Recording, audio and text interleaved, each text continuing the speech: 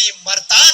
महापुरुषांच्या विचारांचं देखील तसंच आहे. जर महापुरुषांच्या विचारांना वेळोवेळी खतपाणी घातलं नाही तर त्यांचे विचार मरतात, त्यांचं कर्तृत्व मरतं. आणि शिवाजी महाराजांचं कर्तृत्व आणि विचार जर मरून द्यायचे नसतील तर आपल्याला त्यांच्या जयंत्या साजऱ्या कराव्याच लागतील. मित्रांनो, शिवाजी महाराजांच्या चरित्रात काय आहे विशेष? जगाच्या क्रांत्यांचा अभ्यास केल्यानंतर एक गोष्ट समजते की जगामध्ये लोकांनी स्वतःच्या हातामध्ये शस्त्र घेतली, अस्त्र घेतली आणि राजाला मारलं आणि स्वतःची लोकशाही स्थापन केली. पण शिवचरित्र हे असं चरित्र आहे की या शिवचरित्रामध्ये लोकांनी स्वतःच्या हातामध्ये शस्त्र घेतली पण इथं लोक मेले आणि राजा गादीवर बसवला. हे शिवचरित्राचं विशेष आहे. शिवचरित्राचे जर वेळोवेळी आपण अभ्यास केला नाही, माणसाचा मेंदू हा क्रांतीचा उगम करता आहे. जगातील सगळ्या क्रांत्या या माणसाच्या मेंदूने केल्या आहेत. आणि ज्या माणसाच्या मेंदूमध्ये शिवचरित्र जातो तो मेंदू कधीही गुलाम होत नाही. हा जगाचा इतिहास आहे. मित्रांनो, क्युबा नावाचा छोटासा देश आहे. या क्युबाच्या राष्ट्राध्यक्षांनी 20 वर्ष अमेरिकेला झुंजवलं, अमेरिकेला नमवलं आणि शेवटी संधी झाली. आणि त्यावेळेस काही पत्रकार या क्युबाच्या अध्यक्षांना, फिडेल कॅस्ट्रोना विचारतात, का हो गेले 20 वर्ष तुम्ही आम्हाला झुंजवलं, जगातील सर्वात बलवान आम्ही, आणि तुम्ही आम्हाला कसं काय झुंजवलं? त्यावेळेस हा फिडेल कॅस्ट्रो म्हणतो, मी जगातील एका महान राजाचं चरित्र वाचलं होतं, त्याचं नाव आहे राजा शिवछत्रपती. मित्रांनो, हे उदाहरण आपल्याला माहित आहे. परंतु या फिडेल कॅस्ट्रोच्या या क्युबा नावाच्या देशामध्ये एकदा इंदिराजींच्या काळामध्ये उदयसिंग गायकवाड नावाचे खासदार असलेले ग्रहस्थ गेले होते. हे उदयसिंग गायकवाड क्युबामध्ये फिरले आणि ज्या वेळेस परतीचा प्रवास सुरू झाला ते विमानतळावरती आले. आणि विमानतळावरती आल्यानंतर एक माणूस जोरात पळत आला, एक अधिकारी पळत आला आणि त्या उदयसिंग गायकवाडांना म्हणू लागला की तुम्ही इथं थांबा, तुम्हाला भेटण्यासाठी आमच्या राष्ट्राचे राष्ट्राध्यक्ष फिडेल कॅस्ट्रो भेटायला येणार आहे. उदयसिंग म्हणतात, कोण बाबा तुमचा हा फिडेल कॅस्ट्रो? आता 15 मिनिटांनी माझं विमान आहे आणि हा कोण येणार आहे मला भेटायला? त्यावेळेस तो अधिकारी म्हणतो, हे समोरचं झाड दिसतंय ना, अहो त्या झाडाचं पान देखील ज्यांच्या परवानगी शिवाय हलत नाही ते आमच्या राष्ट्राचे राष्ट्राध्यक्ष फिडेल कॅस्ट्रो तुम्हाला भेटायला येणार आहे.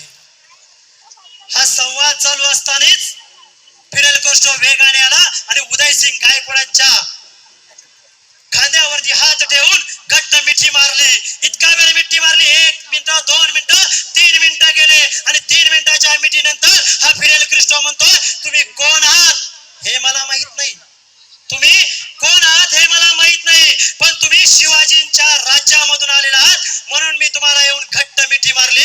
शिवाजीच्या राज्यातून आलात म्हणून मी तुमच्या काळजाला घट्ट मिठी मारली. हा आमच्या राज्याचा इतिहास आहे.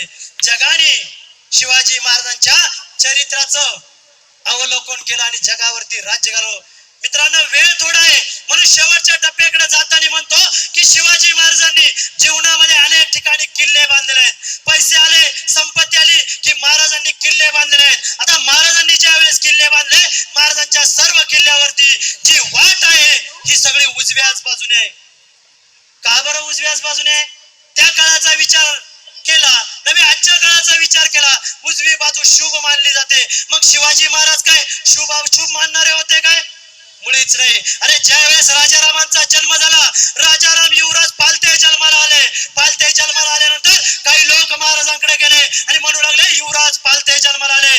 त्यावेळेस शिवाजी राजे म्हणतात, अरे बरे झाले युवराज पालते जन्माला आले. याचा अर्थ एक दिवस ती मोगलाई पालथी घातल्याशिवाय ते राहणार नाही. शिवाजी राजे हे काही शुभ मानणारे नव्हते, तरी देखील उजव्याच बाजूला का? मित्रांनो, त्याला एक कारण आहे. कारण त्या काळात जे योद्धे होते, पराक्रमी योद्धे होते, जे वीर होते, हे उजव्या हाताने तलवार चालवायचे, उजव्या हाताने. मग अशा वेळेस शिवाजी महाराजांनी एक गोष्ट हेरली होती.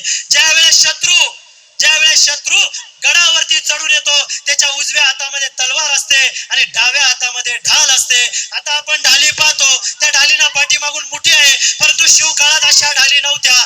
शिवकाळामध्ये ज्या ढाली होत्या त्या हातावरती वरून बांधल्या जायच्या आणि त्याला चांबड्याचा धागा बांधला जायचा, जेणेकरून जितकी ढाल शरीराच्या जवळ असेल तितकं संरक्षण करणं सोपं. हे शिवाजी महाराजांनी हेरलेलं होतं, म्हणून त्या स्वरूपाच्या ढाली शिवाजी महाराजांनी वापरल्या. उजवीस बाजू का मित्रांनो, ज्या वेळेस शत्रू खालून वरती येतो त्यावेळेस बुरजावरती उभं राहून पाहता येतं. अरे शत्रू वर येतोय. महाराष्ट्रामध्ये एका गोष्टीला तोटा नाही, ते म्हणजे दगड. मी खऱ्या दगडांबद्दल बोलतोय. ज्यावेळेस शत्रू वर येईल त्यावेळेस त्याच्यावरती दगडाचा मारा करणं सोपं होईल. आणि या शत्रूने जर स्वतःला वाचवायचं ठरवलं तर ढाल इकडं करता येणं शक्य नाही आणि तलवारीने दगड अडवणं सोपी गोष्ट नाही.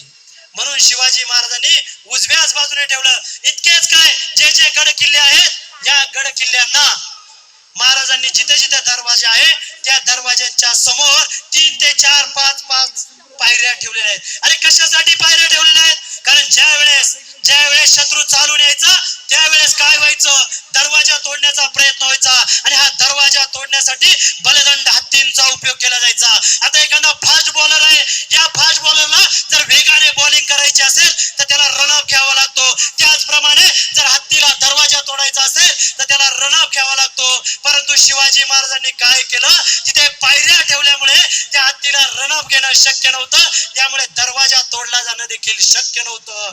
आणि शेवटी जाता जाता म्हणतो, अरे शिवाजी महाराजांनी एवढं जे काही केलं, अरे कशाच्या जीवावरती केलं? कारण त्यांच्या आईची ती शिकवण होती, आईची शिकवण होती. आईने ते सांगितलं होतं, आईने शिवबाला तसं घडवलं होतं. म्हणून जगामध्ये शिवाजी महाराजांचे गुरु पहिले कोण असतील तर त्या फक्त आणि फक्त राजमाता राष्ट्रमाता जिजाऊ साहेब भोसले आहेत.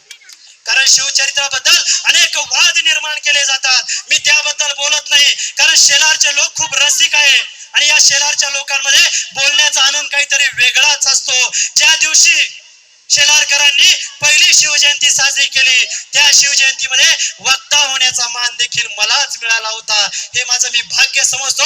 आणि शेवटाकडे जातो, आपण बऱ्याच वेळा पाहतो शिवाजी महाराजांना घडवलं जिजाऊने. आजही आमच्या माऊलीला वाटतं आमचा राजा आमचा मुलगा शिवाजी घडावा, पण आमच्या माऊलीला वाटतो तो शेजारच्या